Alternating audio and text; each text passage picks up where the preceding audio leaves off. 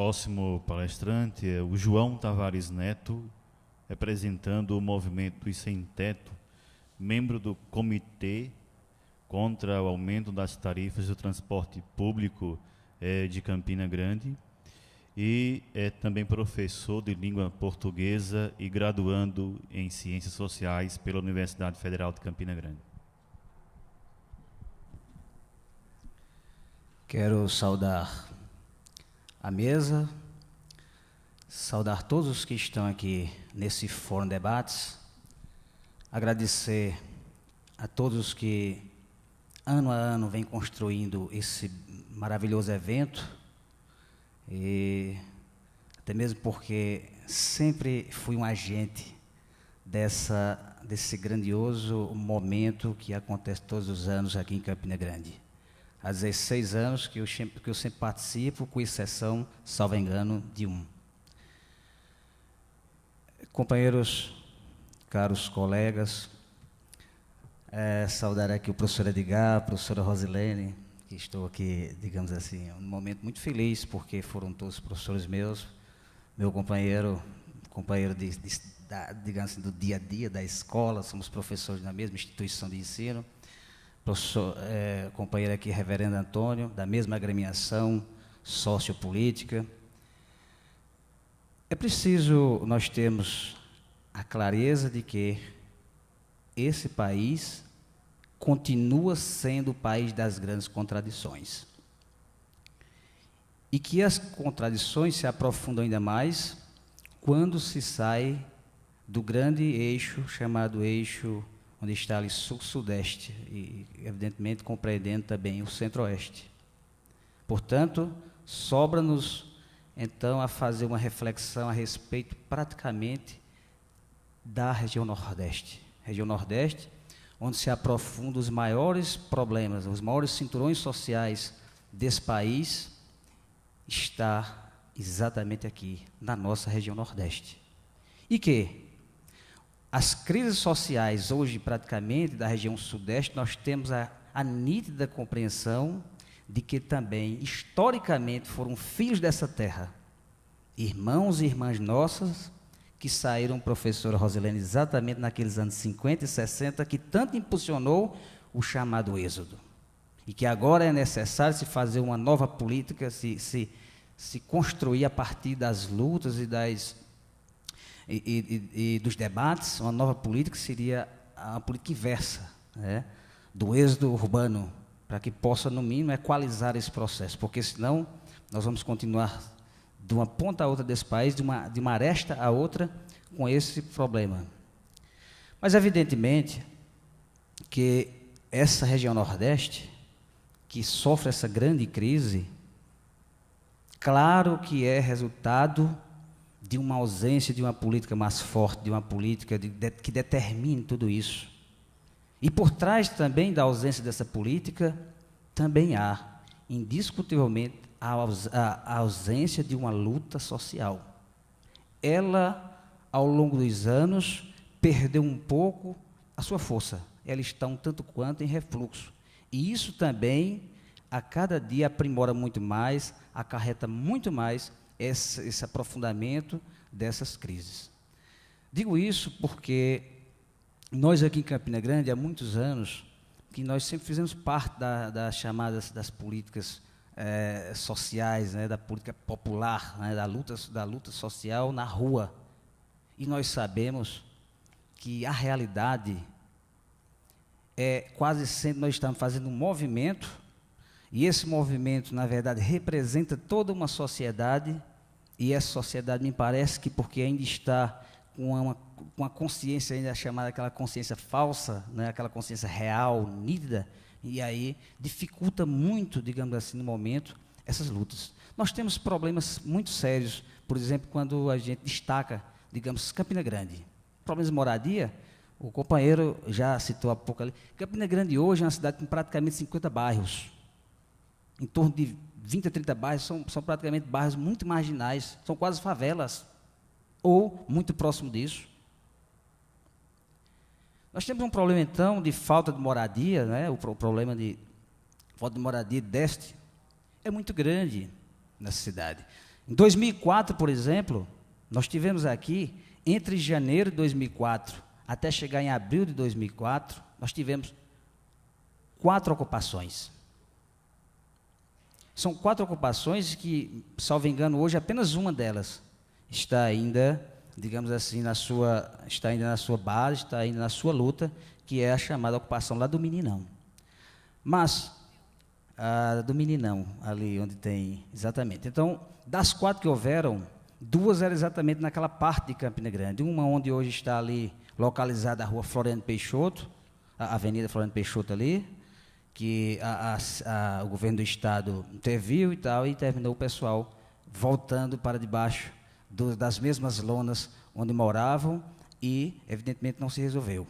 A outra, e essa mais consistente, é aquela onde está o Meninão, a chamada ocupação do Meninão, que também pressionada pelo poder público, que dizia, voltem para onde vocês estavam, né? O poder público que exatamente ao invés de acolher, e por isso que é importante o movimento público, os movimentos sociais, porque ele tem que dar o verdadeiro direcionamento. Porque se vocês perguntarem, e alguma vez você já participou efetivamente do momento da ocupação? Não. Quando eu escuto falar, a ocupação já está lá pronta. Nosso papel, na verdade, é ir lá. Eis o grande problema. Tanto é que numa semana nós tivemos, naquele ano, 2 ocupações.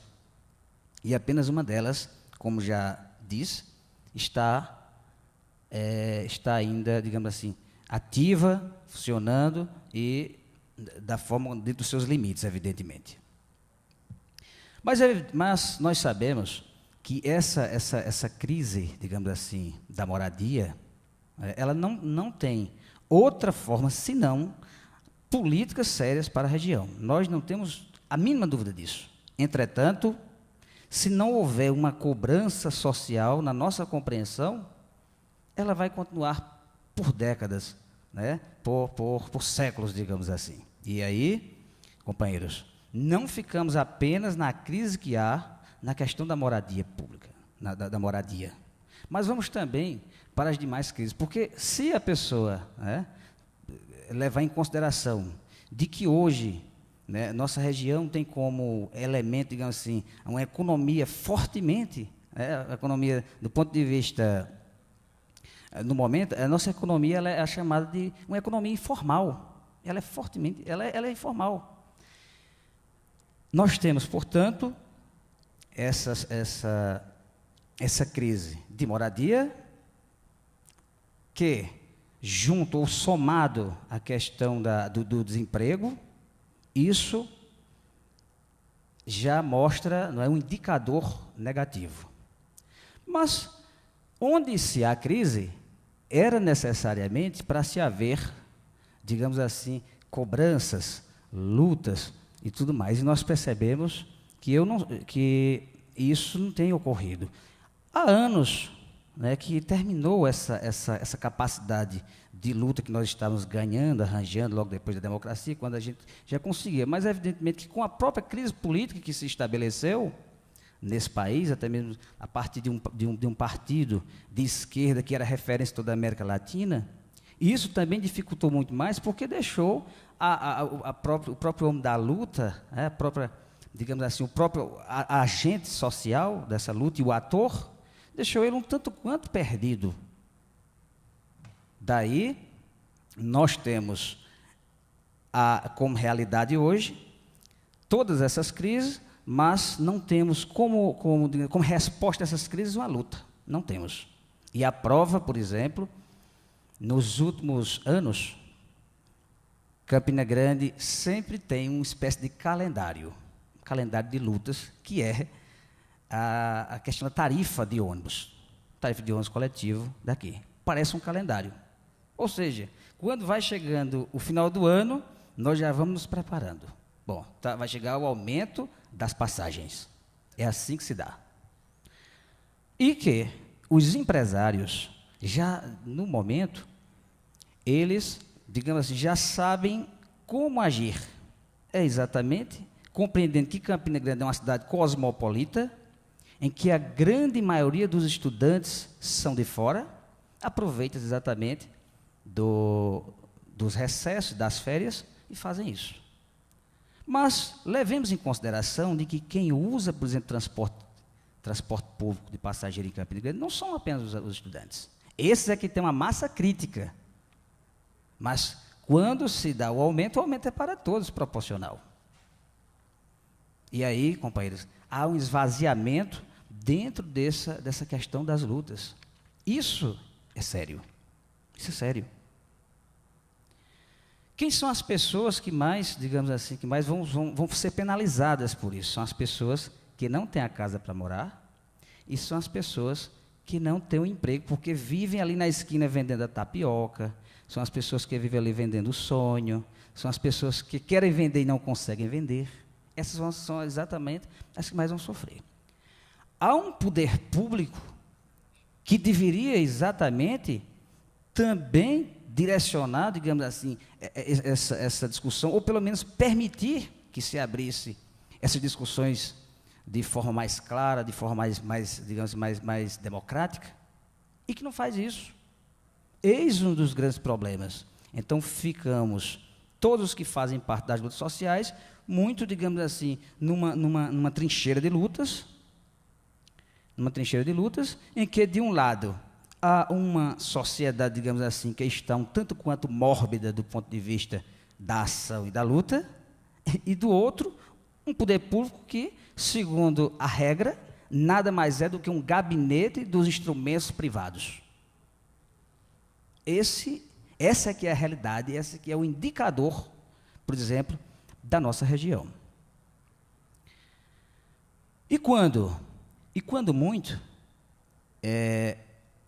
essas empresas, digamos assim, o que é que elas fazem? Aproveitam também do quarto poder desse país, que são os meios de comunicação, para exatamente poderem propagar, veicular a informação da maneira, muitas vezes, até dúbia. E aí, para uma região em que, na sua grande maioria, são de pessoas de pouca leitura de mundo, ou de uma leitura de mundo boa, mas que, às vezes, as interpretações não são lá, digamos assim, tão estruturadas, tão organizadas, aí dificulta. Nós temos, na verdade, essa realidade. Embora temos um espaço aberto, temos. Mas esse espaço talvez seja proporcional, digamos, na mesma proporção, aquele agente da luta social, assim como aquele empresário que está jogando sua propaganda? Absolutamente não. Absolutamente não. Quem está pagando tem o espaço onde deseja. É assim. Essa é que é a regra do jogo. Daí, não podemos dizer que em tudo haja, digamos assim, um ecletismo do ponto de vista desses meios de comunicação para os movimentos sociais. Por exemplo, em todas as ocupações que houverem, jamais será chamado de ocupação, é invasão. Invasão. Nós entendemos que sim, que é uma ocupação, mas nunca os meios, por exemplo, vão dizer que houve uma ocupação, é uma invasão, porque aí, inclusive, é uma forma de mudar, mudar todo o trajeto da compreensão. A massa vai compreender. Por isso que é a invasão do sem terra, é a invasão do sem teto, é a invasão disso, daquilo, ou seja, da ideia sempre do roubo. Invadir é roubar. E na nossa compreensão, o que há, na verdade, são ocupações a terrenos públicos, e são pessoas que, na verdade, precisam e tudo mais. Então, vejam como veicula, veja quanto, no meio de todo esse trajeto das lutas sociais, quantos elementos são adversos. Muitos. Mas, evidentemente, que o que piora ainda mais é porque nós temos uma sociedade em que, como já foi citado aqui antes, a pobreza se estabelece muito mais forte por conta de todos esses elementos anteriormente já citados, e também, dentre esses elementos, a questão da educação, que é um elemento balizador, digamos assim. Nós temos hoje uma educação, e digo isso, me sinto muita vontade para poder falar sobre isso, porque trabalho com ensino básico. Nós temos hoje uma educação em que os próprios livros trabalham numa linha disciplinar, mas ele não trabalha numa linha da ousadia. E disciplinar, às vezes, é ruim por isso. Às vezes é importante a disciplina, mas também a ousadia. E aí nós perdemos a capacidade de ousadia na idade certa da criança. Quando ele se torna jovem, ele não vai, por exemplo, à rua poder dizer que o aumento do ônibus do qual ele faz uso é um aumento arbitrário. Vejam só, não chegou a ser um inquérito intencional, mas, por uma necessidade, nós começamos a solicitar aqui em Campina Grande, nessa última luta nossa contra o aumento de tarifa de ônibus, nós começamos a solicitar a assinatura das pessoas. Sabe quantos nós pegamos? Mais que 12 mil. É muita gente. Se fosse, pelo menos, bastava 10% desse povo. Salvador fez retroceder, por exemplo, o preço das passagens, muito menos do que isso. Em um dia, no primeiro dia. Sabe quantas pessoas nós levamos às ruas? Levamos 50 pessoas, 40 pessoas. É exatamente o retrato de uma crise de valores. Um povo que aprendeu, a verdade, perdeu, digamos assim, essa identidade de luta e que hoje, às vezes, está na rua para o estudante é até meio vergonhoso. Por isso que quando vocês verem alguém com carro de som ali pela Praça da Bandeira ou aqui em qualquer lugar, aqui às vezes até sozinho, não pense, ele está ficando louco, não. É reivindicando algo que é justo, mas que falta exatamente uma parceria que é a própria sociedade, é a própria comunidade em si. Criamos, portanto, um comitê em Campina Grande para discutir isso. E tivemos espaço em praticamente todos os meios de comunicação, assim como abriu espaço também para os empresários poderem explicar as suas posições. E nós chegamos, companheiros, a discutir isso, porque eles lançaram em jornal. Eles lançaram, por exemplo, 10 cidades para poder justificar esse aumento de 12%, não chegou a 12%, 11 e alguma coisa, quase 12%. Nós tivemos, por exemplo, aqui em Campina Grande, os trabalhadores, digamos assim, do mercado, um aumento de 4% mais ou menos, e o funcionário público também do município não passou dos 5%, mas o empresariado tem direito a 12%. Isso, na nossa compreensão, isso é um absurdo. É mostrar que os poderes públicos nesse país, não quero apenas me referir a Campina Grande, mas nesse país, está muito mais servindo, de fato, de gabinete do poder privado. Nós, portanto, pegamos das cidades, 2 eram da Paraíba, João Pessoa e Campina Grande. As demais, com exceção de Juazeiro da Bahia, as demais eram todas do eixo sul-sudeste. Por exemplo, colocar uma cidade como São José dos Campos, para fazer uma comparação com tarifa de ônibus de Campina Grande. Companheiros, numa cidade como São José dos Campos, em Ribeirão Preto, o pessoal passeia de helicóptero. Não pode, de forma nenhuma, servir como elemento comparativo para Campina Grande. Mas estava lá em todos os jornais. Aliás, em alguns jornais expressos. Então, são exatamente em cima desses dados e desses elementos com os quais trabalhamos que percebemos o quanto é adverso fazer movimentos. Não é? Então, é dentro dessa trincheira de lutas. Além do mais, instituições como instituições representativas do tipo dos estudantes, né? a UNE, que é aqui representada pelos DCEs, digamos assim, tem um papel fundamental também nas lutas. Mas será que estão em todas? Nós tivemos, por exemplo, recentemente, porque quem trabalha com os movimentos sociais não trabalha com um tipo só, você vai ter vários acontecimentos. E nós tivemos recentemente aqui dia 8 desse mês, dia 7 ou 8 desse mês, nós tivemos um assassinato aqui em Campina Grande. E aí nós fomos aos meios de comunicação explicar que, de fato, 2 agentes do Estado, 2 atores, digamos assim, uma na condição de estudante e uma na condição de um policial.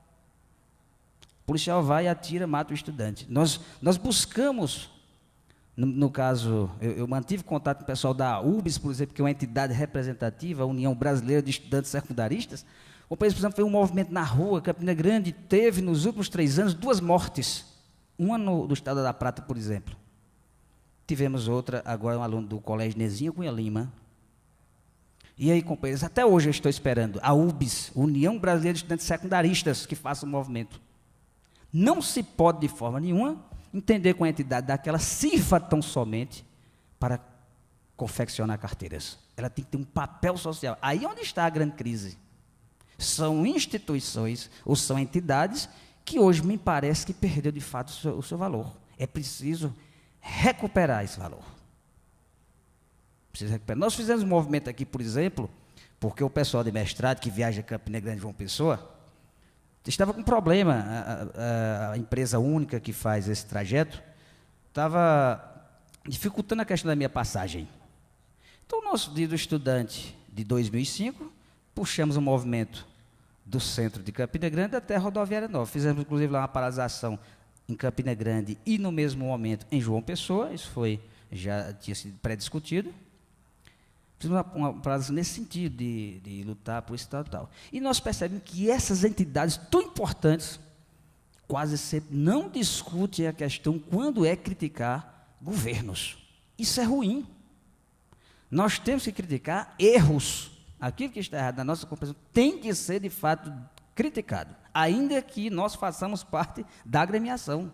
Porque, senão, a gente só está juntando problemas. No mínimo, nós estamos sendo professor omisso. É aquele chamado pecado por omissão. Dizem que se houver uma briga e tiver duas pessoas ali naquela luta, você passar e for separar a briga, você fez parte dela. Mas se você sair pelo outro lado, você também fez parte por omissão. É isso que acontece.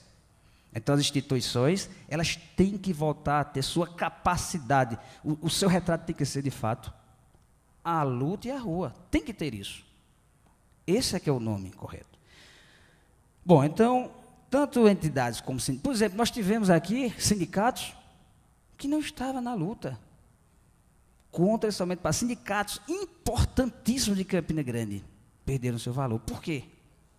Porque hoje estão, na verdade, digamos assim, a serviço do poder político. Isso é triste.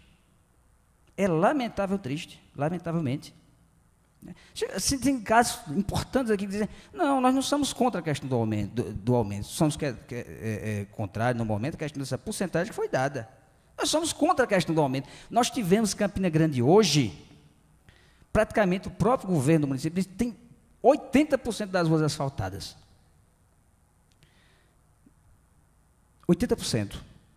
Nós não tivemos, por exemplo, aumento do derivado do petróleo em 2006. Em 2006 nós não tivemos. Nós não tivemos, então, com essas vias, né, o setor viário de Campina Grande hoje asfaltado, a depreciação é muito menor. E isso nós fomos às rádios várias vezes dizer a Campina Grande isso. Mas ainda assim, para o poder público e para o poder privado, isso não considerou as nossas reivindicações e as nossas justificativas. Foi seu aumento para R$ 1,45. De R$ 1,30 para R$ 1,45. Imaginem vocês o que é isso, numa sociedade cuja economia hoje aceleradamente está informal. Bom, então, apenas para concluir, eu diria que a crise estabelecida, nós precisamos, na condição de sociedade, na condição de membros da sociedade, nós precisamos de rever tudo isso. O nosso papel como ser social, como ser político e como ser humano. É preciso rever isso. Todas as vezes que esse poder privado sai de fato levando todas essas vantagens, é a prova de que o homem mais simples, aquele excluído, o sem teto, vai ter que, na verdade, ser penalizado por isso. Então, nós não podemos de forma nenhuma. Só para vocês terem uma ideia, só um dado, as próprias empresas aqui dizem que há 10 anos, disseram nos jornais, que há 10 anos, Campina Grande tinha por mês, 4.800.000 usuários. As pessoas, o número de pessoas por ano. E agora caiu esse número. Aí os meios de comunicação até disseram, mas será que o poder aquisitivo dessa sociedade cresceu tanto, aumentou? Absolutamente, companheiros. É o número de pessoas hoje a pé, vindo a pé ao centro da cidade, não vindo ou vindo de bicicleta. Tá certo? Não podemos, de forma nenhuma, considerar que a pessoa deixe de andar de ônibus para andar de mototáxi. Não essa não justifica de forma nenhuma. Então, mostra-se que a crise está estabelecida e que, de fato, isso não está ainda claro para a sociedade. Não está. Portanto, ficam aqui as minhas palavras. Muito grato a todos os que estão aqui e um bom dia.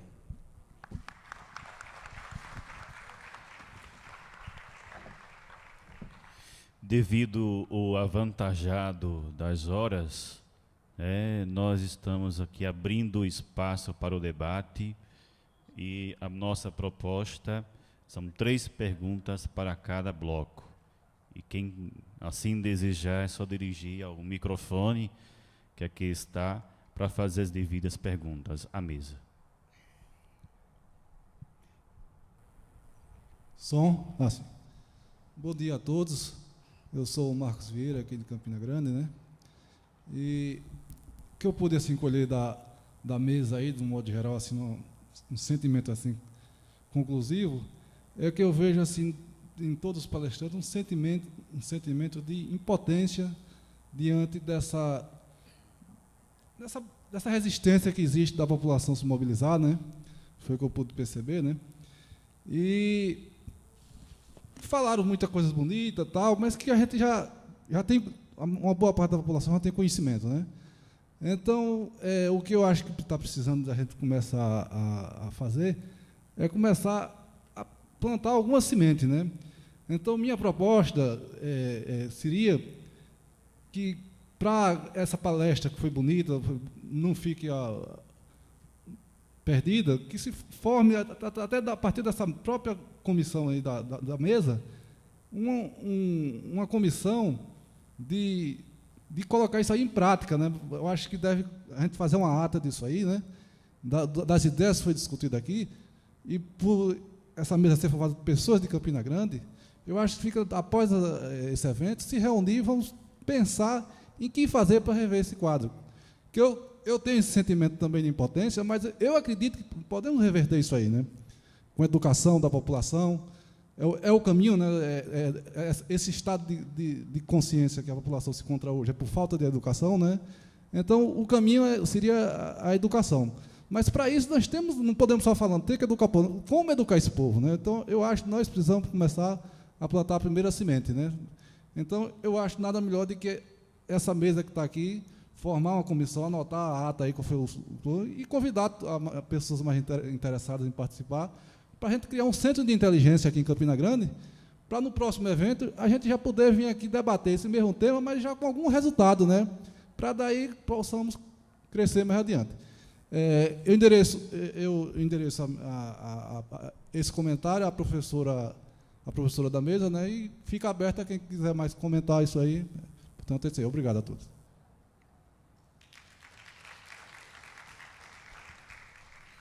Mais alguém que queira se dirigir até o microfone?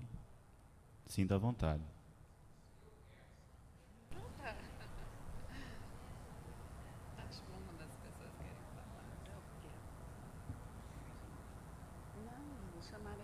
Eu sou o Tomás Aldano e tenho uma colocação para fazer para todos. Vocês se lembram de uma pessoa chamada Gandhi? Mahatma Gandhi? Na época que ele era vivo, a Índia estava numa confusão enorme. O inglês lá dentro, fazendo o que tem sido feito hoje aqui, né, no Ocidente. E foram 40 anos de tentativa desse homem, com toda a sabedoria dele, com toda a vontade, com toda a espiritualidade, de tentar conscientizar todo o povo da Índia, e ele não conseguia. Então ele passou a tomar uma posição. Como ele era muito querido, tinha um poder, um carisma muito grande, disse: eu vou jejuar até que vocês se unam. Dizendo isso para 1 milhão de pessoas. 1 bilhão de pessoas, mais ou menos. E isso durou 40 anos, de jejum em jejum, até que ele conseguiu unir o país inteiro em prol de uma única ideia. Bem, como aqui nós não temos um dirigente que tenha essa atitude, vamos reverter o processo.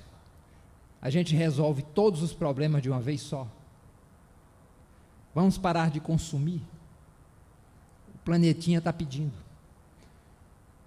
Vamos tentar começar a viver essa consciência. Parar de consumir. Parar de ser peão deles de alguma forma. Jejuar. A gente pode viver meses vivendo do mínimo, dormindo num colchãozinho, comendo as comidas mais simples, e a gente vai se sair tão fortalecido disso e vai fortalecer o planeta. Já pensassem se o Brasil conseguisse isso? Todos parássemos de dar a nossa energia para esse sistema? Vamos começar a pensar nisso. Obrigado.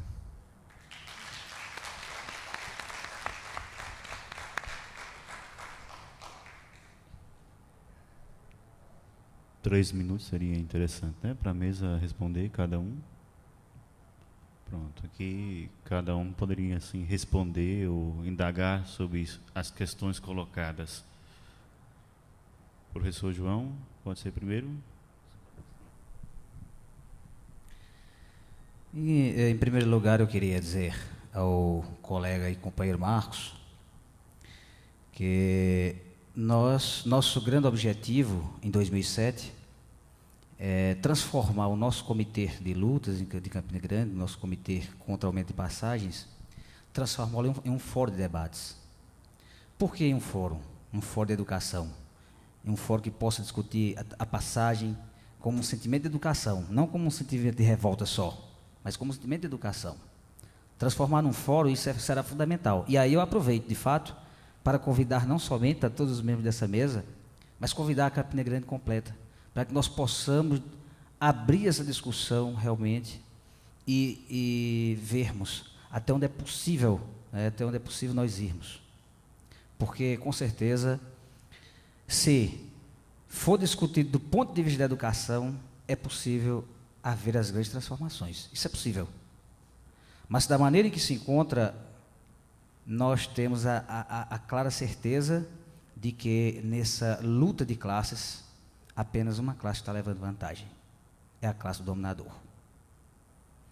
E somente nós podendo trazer uma discussão, trazer uma participação, seremos possível empatar ou ganhar esse jogo. Quanto à questão do consumismo, eu acho que, de fato, o nosso país, os meios, de fato, traduzem um tipo de política de consumismo que realmente é preciso se rever tudo isso. O que é que se precisa e o que é que se compra a partir, digamos assim, daquilo que a influência do jogo do mercado da comunicação nos empurra, o marketing, digamos assim.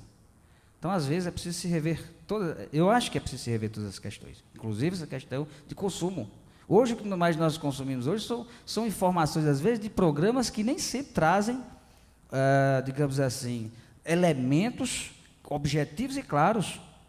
A tipo de comunicação que nós estamos consumindo hoje é uma comunicação que, às vezes, deixa muito a desejar. E aí a criança realmente sofre muito. Professora, eu queria, inclusive, dizer que a senhora foi privilegiada e eu também fui privilegiado, porque em Campina Grande, em 81, quando eu cheguei aqui, eu fui vítima da escravidão infantil nessa cidade. E poderia nunca ter chegado exatamente aqui, a hoje ser professor do ensino básico. Poderia nunca ter chegado. Fui um privilegiado. A senhora foi da privilegiada. Mas a forma como está se passando a comunicação, o filho do pedreiro, nem pedreiro está conseguindo mais ser. Ele está indo para o mundo da violência, do crime e exatamente das drogas. Eis o grande problema que tem que se rediscutir nesse país, a questão da comunicação. Obrigado.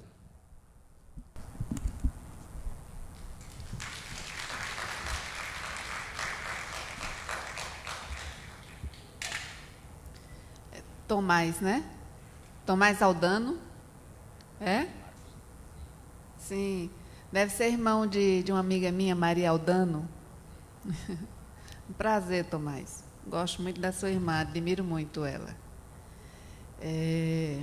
Tomás, Outro dia eu recebi um e-mail, era um artigo de Frei Beto, e ele começava assim, dizendo que esteve visitando lá em Salvador o trabalho social do compositor músico Carlinhos Brau, e conversando com Carlinhos Brau, ele perguntou, Carlinhos, você passou fome quando você era criança? Aí Carlinhos Brau disse, não, a gente passou dificuldade, mas fome a gente não passou, não. Naquele tempo, nós não tínhamos geladeira. E, a partir daí, ele começa, o Frei Beto, uma crítica extremamente inteligente sobre essa sociedade de consumo na qual estamos inseridos, né? Foi um dos artigos mais inteligentes que eu li ultimamente, né? Aí não tem geladeira. Veja, todo mundo tem hoje geladeira, né? E a geladeira era para não se estragar os alimentos, mas acontece sempre das pessoas quererem o que não está na geladeira. E quanto mais coisa tiver dentro da geladeira, mais coisa falta para colocar dentro dela, porque o que está lá dentro não atende à satisfação, à vontade. O desejo é sempre algo que não está lá na geladeira, né? Então, isso é uma coisa, estou colocando aí, o que eu lembrei, não tenho muita capacidade no momento para maiores reflexões sobre ela. Só a constatação que vivemos realmente uma sociedade premida, né, esmagada pelo consumismo, né? Então, liga a televisão, eu tenho assistido muito pouco televisão. Então, compre, né? Aí eu me lembro de uma propaganda quando era criança, já faz algum tempo, era compre batom, compre batom, compre batom. Tinha uma propaganda que era compre batom. Então, compre. E vendendo as mercadorias, os produtos, como se fossem a felicidade, né? Então, cartão de crédito, carro, né? Sempre mulheres muito bonitas, homens muito bonitos, e situações muito bonitas, né? Uma bebida chique no meio. Aquilo é a ilusão de felicidade. Marcos Vieira. O Centro de Humanidades, onde estou como vice-diretora, nós estamos iniciando, esse ano, um projeto de estudo profundo da cidade de Campina Grande. Nós paramos e vimos que nós, professores do Centro de Humanidades, não temos gerado um conhecimento articulado sobre a cidade. E que isso é algo que não pode continuar acontecendo. Que a gente precisa conhecer essa cidade e conhecer profundamente para apontar possibilidades de solução dos problemas. Isso tem a ver com uma concepção de universidade e tem a ver também com a experiência de militância política nos movimentos sociais, né? Que nós levamos para onde atuamos. E esse projeto é um projeto que se propõe diagnosticar, né, conhecer essa cidade em 8 grandes temas: educação, saúde, meio ambiente e ruralidade e meio ambiente, políticas públicas, gestão financeira, trabalho, arte e cultura, esporte, arte e cultura. Meu Deus, estou esquecendo um tema. Oi? Políticas inclusivas. Está vendo? A gente até se esquece das inclusões, né? Isso é muito sintomático. Políticas inclusivas. E aí a gente já fez as primeiras reuniões e temos muita esperança de que esse projeto dê certo, porque isso daria a nós, da universidade, essa condição de se inserir mais incisivamente e criticamente no nosso contexto, né? Então, isso é uma coisa. Eu queria pedir só um minutinho para falar ainda de outra coisa.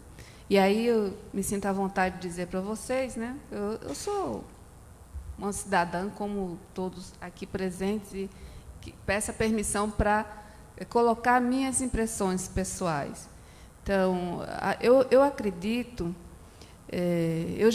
eu tive uma militância política em que, de uma influência marxista bastante ortodoxa, que não me dava espaço, que não me permitia ver outras coisas. Continuo tendo a militância, continuo compreendendo como importante muitas das formulações e das compreensões de Marx,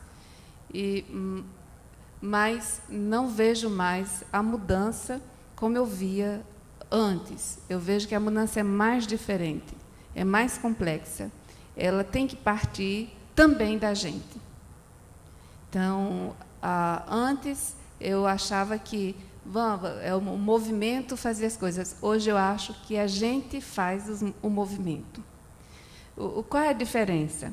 É que a gente tem que ter a consciência que não é o outro que vai resolver, que o problema não é o do outro, que o problema é nosso e que nós temos que fazer parte da solução dele, né? Então, eu acho que vai um pouco por onde Edgar colocava na fala dele inicial, dessa nossa envolvimento cidadão, né? Da importância da gente ter consciência de determinadas, que as diferenças não vão ser resolvidas por meio de a luta de um sindicato, que todos eles são corporativos, né, que não vai ser a luta minha, mas tem que ter espaço para a luta de interesse do meu grupo, mas o foco tem que ser o interesse do homem, do social. Então, nós temos que estar inseridos nele. E a gente vive um momento extremamente difícil, que é um momento de refúgio, né? Refluxo dos movimentos sociais. Então, nós temos perdido tanto, né? São tantas as derrotas que cada vez somos menos pessoas para fazer tudo. E como não temos o dom da ubiquidade, né, ficamos os 40, 50 gatos pingados no movimento aqui, uma dúzia lá no movimento da universidade, e assim estamos totalmente fragilizados, né, por isso. É fragilizado por isso, que tem a ver com esse momento de individualismo exacerbado, né, das pessoas só procurarem o seu. É uma desmotivação toda que é de um tempo nosso e que é importante a gente ter consciência disso para dizer, é possível mudar. É claro que é possível, a gente tem que acreditar, continuar acreditando nas mudanças, continuar acreditando, né? Então, me desculpe se eu me alonguei.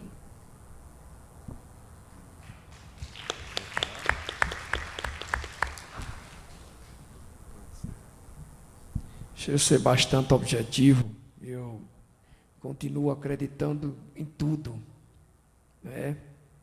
E acho que não tenho o direito, nem tenho o dever, nem a obrigação de desacreditar, nem fazer com que os outros desacreditem. Só que eu acredito agora numa outra forma de trabalhar.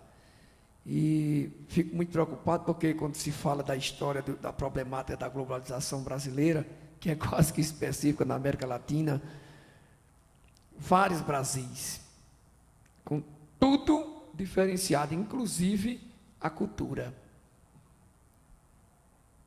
É mais ou menos isso. Em relação à educação, eu tenho lá percebido, e muitas vezes eu fico preocupado, Tavares, porque nós temos, parece que, algumas coisas em comum, não só os sem teto, mas também a sala de aula. E uma coisa na educação que me preocupa, em relação à educação, particularmente na Paraíba, nós temos, por exemplo, na educação nós temos o CEPS.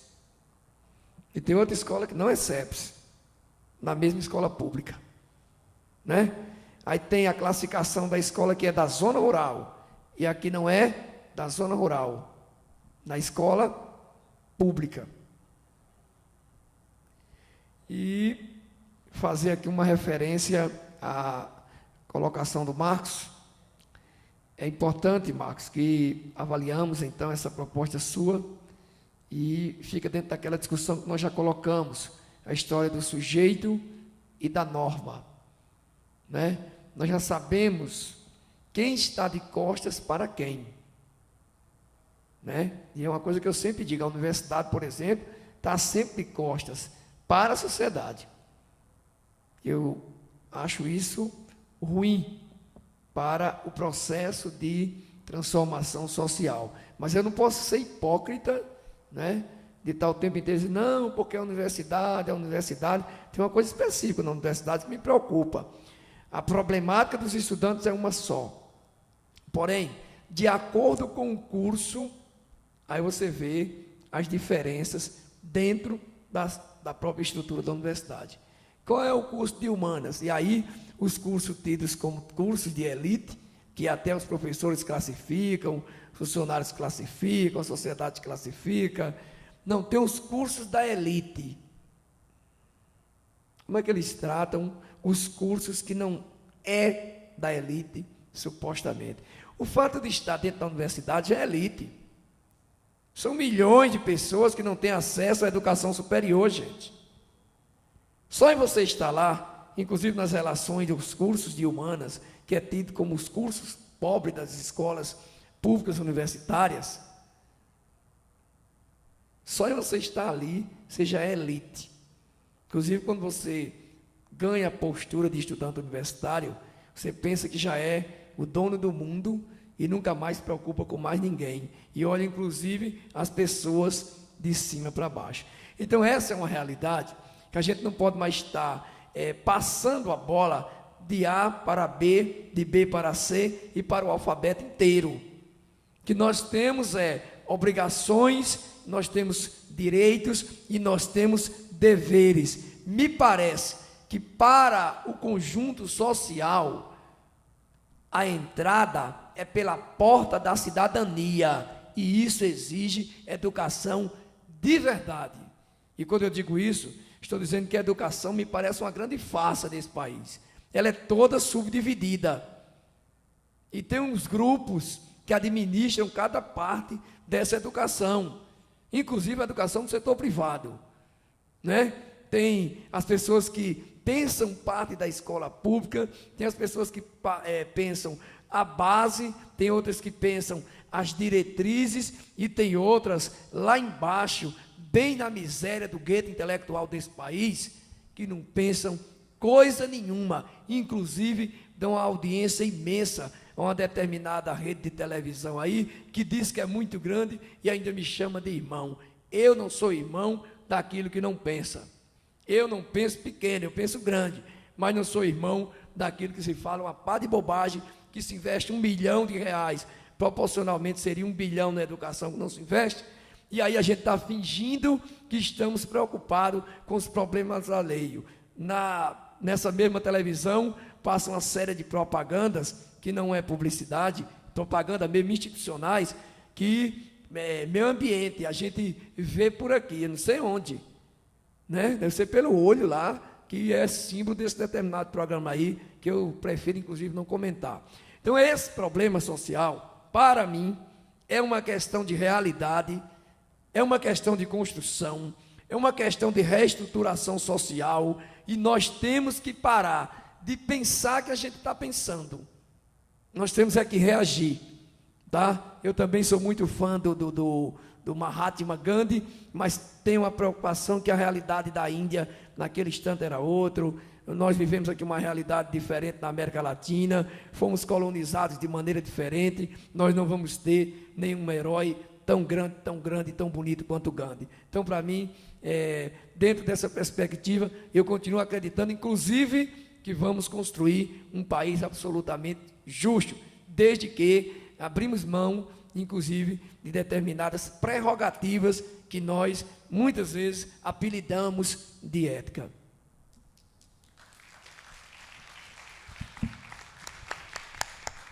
O professor Edgar pediu a palavra. Bom, eu estava ali gravando para a televisão, falando sobre essa mesa, e escutei as perguntas.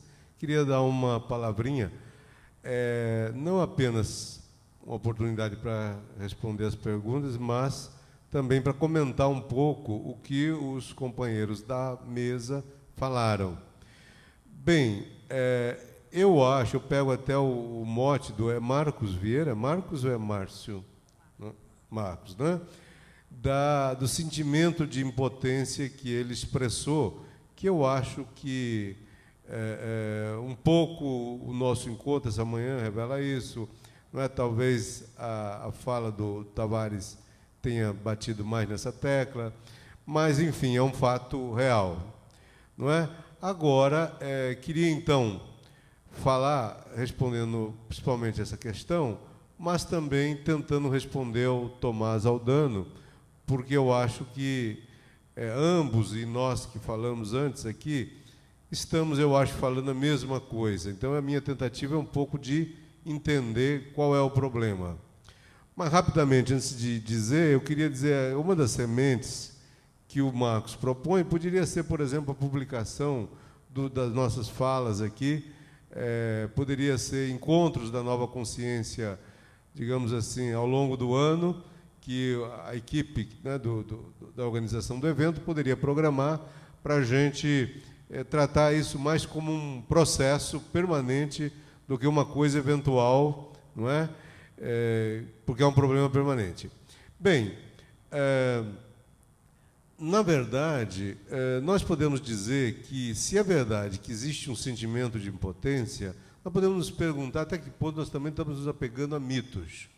Porque as ações coletivas, as manifestações, não é? A empolgação que a gente pode ter, vamos pensar, por exemplo, o movimento dos Carapintadas, ou alguns momentos históricos, né, do Brasil, em que houve uma grande empolgação, uma grande mobilização, mas, na verdade, a gente sabe que a história também se constrói em pequenos momentos e que esses outros momentos são também um balanço. Então, eu não tenho clareza se nós estamos vivendo numa fase de descenso, né, de desmobilização, ou uma fase de, né, reflexão, de aprofundamento, de balanço crítico de outras coisas. Não é? Por exemplo, quem participou de uma militância intensa no PT, no Partido dos Trabalhadores, deve hoje estar passando... Né? Esses militantes estão vivendo uma diáspora, cada um está indo para um canto, e, ao mesmo tempo, estão vivendo um processo de trabalhar tudo aquilo que aconteceu. Então, eu acho que há essa composição. E se a gente pensa no caso do Gandhi, não é? Eu acho que não é concretamente para a gente repetir a mesma coisa do Gandhi, mas é para a gente... eu acredito que a fala, né, do Tomás foi no sentido, quer dizer, eu acho que a gente tem que ser criativo para mobilizar, para poder falar quando a gente tem uma emoção forte, quando a gente tem algo a dizer às outras pessoas. E o Gandhi tinha. Então, eu acho, quer dizer, as coisas vão acontecendo e, vamos dizer, do outro lado, não é, da barricada, de que todos os 4, 5 e os que falaram da plateia falaram, do outro da barricada está quem? Não é? Está esse tipo de programa que o Moisés referiu, que nos causa nojo, certamente a maioria das pessoas dessa plateia, mas quem é que está mobilizando isso? E por que há uma desmobilização? E por que as ações não aparecem? Quer dizer, há também do outro lado, vamos dizer, alguém fazendo o trabalho do capeta, não é? Alguém, quer dizer, alguém interessado nisso, em desarticular os movimentos sem terra, o movimento do sem teto, né? O movimento negro, os outros, as críticas e o avanço crítico da população. Há um interesse em parecer que nós vivemos numa fase de desmobilização. Então, isso que nós temos que pensar, porque, na verdade, não o pouco ou muito que ocorre é extremamente importante. E eu diria o seguinte, para mim, há um certo dilema que não está claro, que é o seguinte, por exemplo, quem participou do movimento do PT, do Partido dos Trabalhadores, ou de um partido comunista, ou de um sindicato, sabe que aquilo é organizado muito rigidamente. O militante era obrigado a ir para as reuniões, porque senão dava um trançapé nele. Quer dizer, há uma conjuntura de briga interna, de luta interna, muito violenta. E os espaços ali são disputados milimetricamente, não é mesmo? Então, os sindicatos, as diretorias sindicais, se armam de uma tal maneira para se reproduzir eleições após eleições. Por quê? E nós vemos isso claramente no PT, não é? De repente, o problema é a reprodução do poder ali dentro. O PT hoje tem o presidente da República, tem muitos deputados federais, tem governos de estados, prefeituras, ocupa cargos públicos, muitos. Então, essa rede de relações é que garante o acesso a esses cargos. Então, estar articulado ali com aquele sistema é fundamental para mim me reproduzir como diretor de um instituto, ou para mim a minha candidatura, eu garantir a minha eleição no próximo mandato e tudo mais. Então, essa rede, ao mesmo tempo, ela também castra o indivíduo, porque o indivíduo é obrigado a falar dentro do que é politicamente correto para aquele grupo ali. Então, por outro lado, nós temos um outro tipo de militância. Quem participa, vamos dizer, por exemplo, Sociedade de Amigos do Bairro, ou do AA, ou que trabalha talvez na universidade, e que a gente às vezes vai, às vezes não vai, às vezes a gente participa lá, mas é uma coisa de quando a gente pode e tal. E, no entanto, esse tipo de militância não é suficiente, não desloca a energia suficiente para criar movimentos fortes e contestar, não é, outros movimentos. Então, mas a gente, individualmente, como indivíduo, nós não podemos, às vezes, porque nós temos mil e um compromissos, tem a família, tem o filho para criar, tem que ler para se preparar para a aula, para a sua formação, enfim, nós somos solicitados de vários lados. Então, nós vivemos um conflito entre uma militância de um tipo A e outra de um tipo B, vamos dizer assim, não é? E nós não sabemos muito bem qual é o engajamento ideal para, de fato, mudar o quadro de desmobilização, o quadro, não é, que a gente assiste por aí. Então, eu acho que nós estamos à busca disso. O importante é ficar claro que a militância é necessária.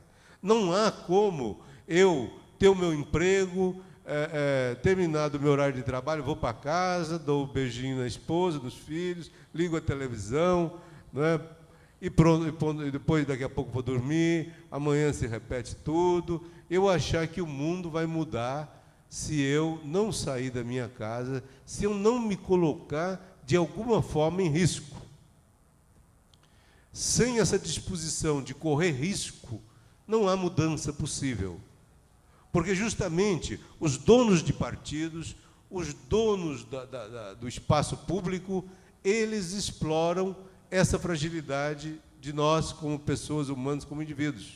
Não é? As pessoas, obviamente, quando a gente assume posição, quando a gente diz coisas desagradáveis, a gente começa a correr risco. E quando a gente manifesta contrariedade, obviamente que a gente começa a falar mal dos poderosos, de alguém que tem poder maior ou menor.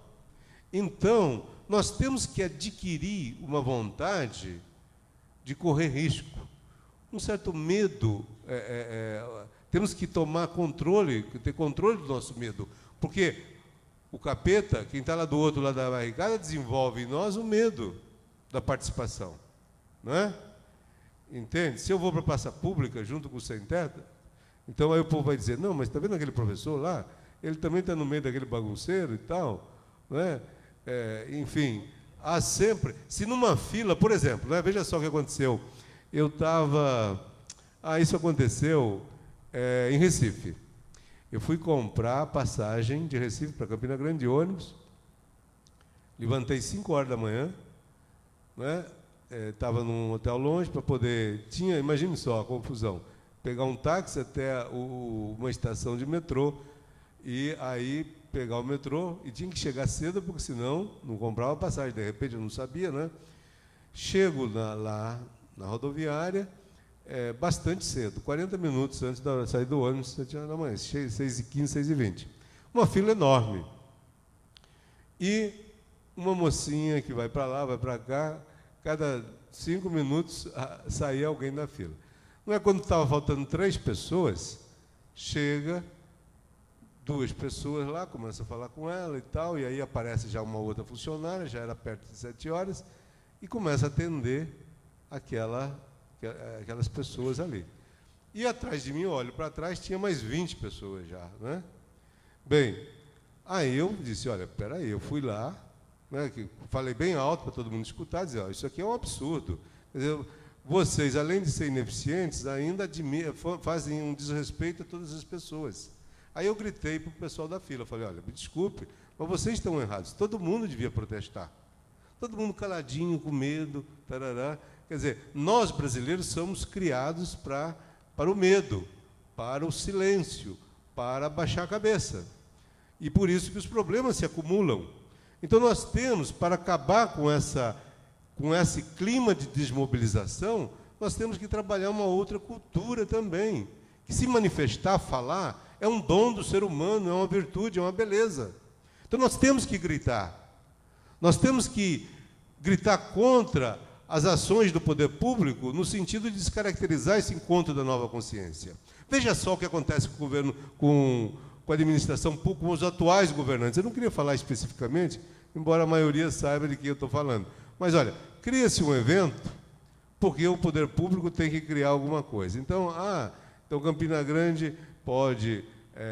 vamos criar alguma coisa. Então, que tal alguém sugere o encontro da nova consciência e, de repente, tem uma repercussão grande e, de repente, o próprio encontro começa a contestar as práticas religiosas, políticas, não é? Da cidade, do país e de tudo. Então, aí o poder público já não suporta mais, já procura um meio de desfazer daquilo, não é? Quer dizer, não é capaz de dar apoio, abraçar e perceber que aquela semente que o Marcos falava, de repente cresceu, virou uma árvore e está fazendo sombra, não é? Mas os interessados em ocupar aquele terreno estão querendo derrubar a árvore. Quer dizer, espera aí, gente. Nós temos, então, aí é que eu acho que esses momentos são momentos que nos obrigam a pensar, esses momentos que ao mesmo tempo provocam um sentimento de impotência, não é um sentimento negativo, não. É um sentimento importante. Nós temos que combater os preconceitos e os mitos da nossa educação. Sem isso, nós não vamos ter um outro Brasil, né? Como o Tavares começava aí, né? O Brasil continua sendo o país das grandes contradições e vai continuar sendo. Agora, nós temos que mudar nosso comportamento individualmente se aquele comportamento do partido marxista dogmático não serve, também esse comportamento, essa militância livre, que a gente tem compromisso, mas não tem, também não produz grandes efeitos. Então, nós temos que encontrar um caminho para que a gente saia do individualismo e perceba, para viver num mundo que a gente se sinta bem, é necessário que a gente saia ao encontro do outro indivíduo e de todos os indivíduos. Muito obrigado. A mesa, agora, nesse exato momento, acha por vantajado da hora, que já são 12, meio-dia 14, meio-dia 15, dá últimas palavras de consideração, as considerações finais aos palestrantes que estão aqui à mesa. E aproveitando, caso eles tenham outros debates que queiram assim divulgar, aproveitar o momento para se fazer isso, né? Aproveitando o momento, nós do segundo Fórum Cristão Socialista Libertário, que acontece na Faculdade de Administração, no Auditório 4º, hoje à tarde, com várias comunicações científicas. O Evangelho Pseudo Mateus, à luz da psicanálise, o Messianismo Nordestino, literatura latino-americana, Maquiavel, a sociedade brasileira sob a ótica de Machado de Assis e a questão do Ku Klux Klan na vida de Luther King. Então, são esses os debates promovidos pelo segundo Fórum Cristão Socialista Libertário.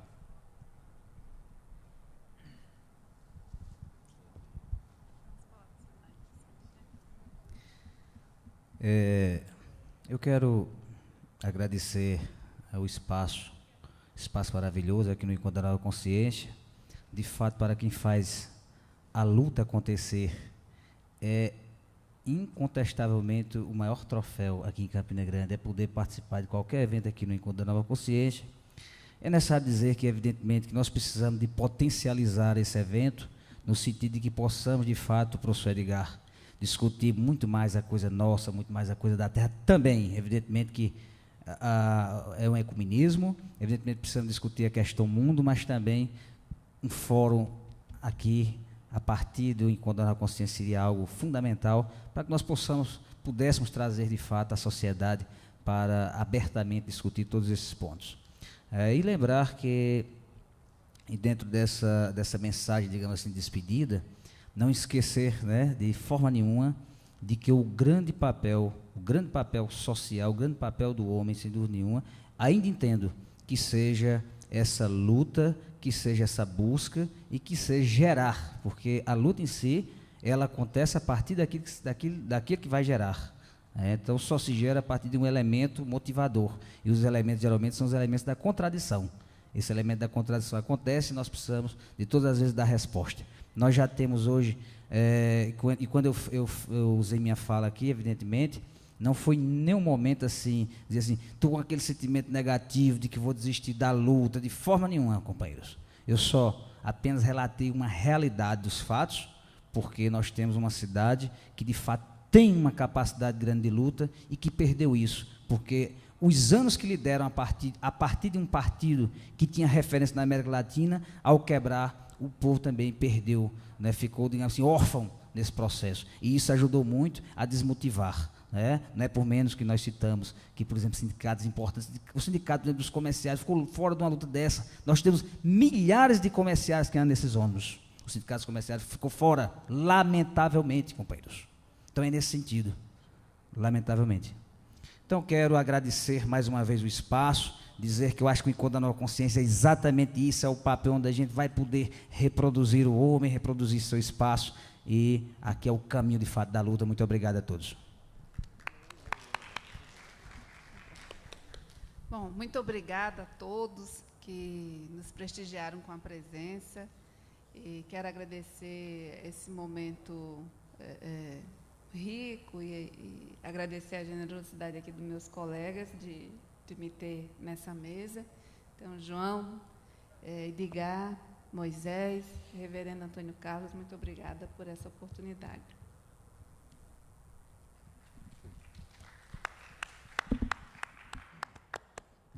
Eu também queria agradecer, foi um prazer grande, né? Obrigado pela audiência, né? E o desafio de pensar essas questões, né?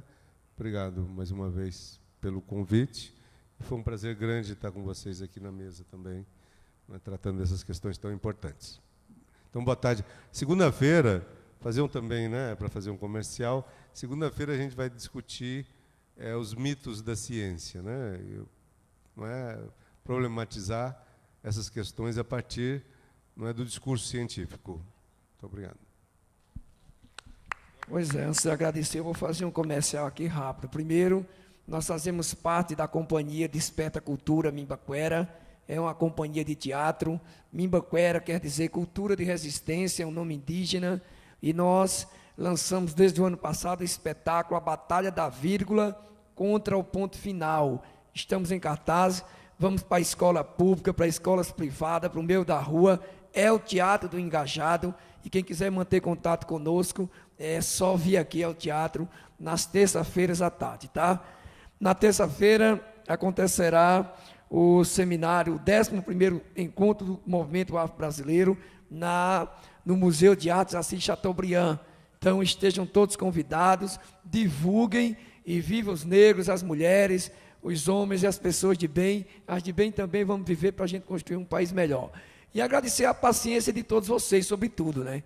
Agradecer a coordenação da Nova Consciência, aos funcionários do teatro, aos seguranças, e todos vocês fazem parte dessa conjuntura, que apesar dos pesares, estamos vivos e vamos construir, sem sombra de dúvidas, uma nação bem justa, a partir da nossa própria consciência. Obrigado, axé para todo mundo. Encerramos os trabalhos agora e a partir das 14 horas, novamente aqui no teatro. Obrigado.